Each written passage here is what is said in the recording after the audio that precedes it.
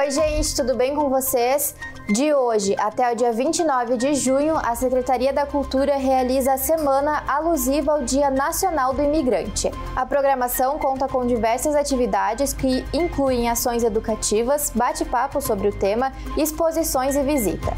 O cronograma completo pode ser conferido no QR Code que aparece na tela.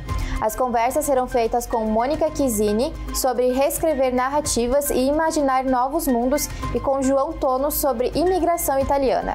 Também será realizada uma grafitagem de painéis sobre a diversidade imigratória. O Monumento do Imigrante será o ponto de encontro. E a Secretaria da Saúde atualizou os casos de dengue aqui no município. Segundo o boletim divulgado na segunda-feira, dia 24, a cidade possui 245 casos de dengue.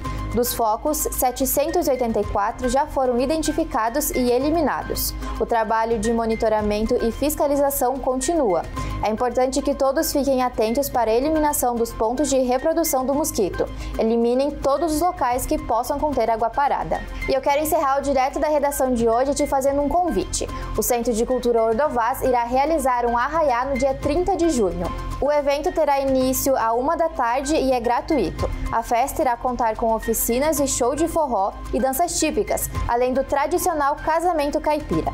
A comunidade também poderá desfrutar de diversas brincadeiras como pescaria, correio elegante e até mesmo um show de talentos. Essas eram as notícias de hoje. Tenham todos uma ótima semana!